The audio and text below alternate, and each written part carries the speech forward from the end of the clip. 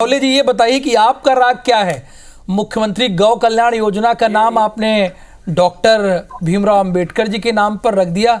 क्या दलितों को साधने की कोशिश है या क्यों कर रहे हैं आप ये तो बताइए हमारे दर्शकों को।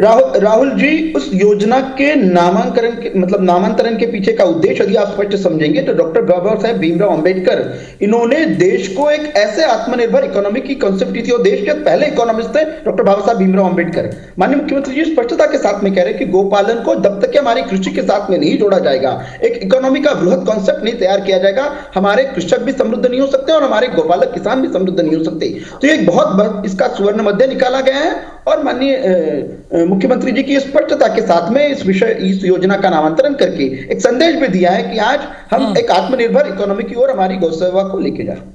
राहुल राजी देखिए, कोई सियासी लक्ष्य नहीं है, कोई बिहार चुनाव को साधना नहीं है।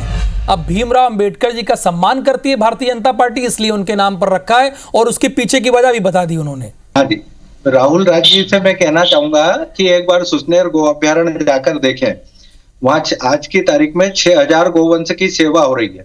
पिछले बार मुख्यमंत्री जी की घोषणा अनुसार 1 वर्ष लगातार वहां गोकथा का आयोजन हुआ और उसके बाद से, जबकि कांग्रेस का इतिहास भी आपको मैं बता देता हूं कि मध्य प्रदेश में कांग्रेस के शासन में 10 गौ सदन चलते थे जिनको इन कांग्रेस सरकार ने बंद किया था, जबकि भाजपा सरकार ने एक गौ अभ्यारण्य बनाया और पूरी जो है आज 20 से 40 रुपए भी की है, तो उसके लिए उनको साधुवाद देना चाहिए। और पंचायत स्तर पे भी जो गौशालाएं आज जिसकी योजना बनी थी, उन्हीं बाबा साहब अम्बेडकर के नाम। अरे बाबा साहब का अम्बेडकर का अपमान तो कांग्रेस ने किया पूरे जीवन भर। उनको टिकट नहीं दिया, उनको हरवाए, जाहिर है।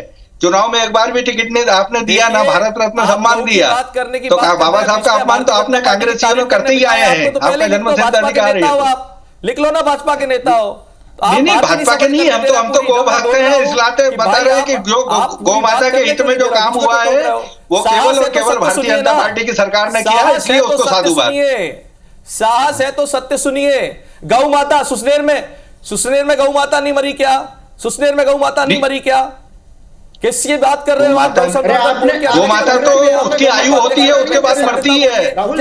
एक निश्चित आयु सबकी होती है और उसकी 15 से 17 वर्ष से उम्र होती है, उसके बाद उनको मरना ही है।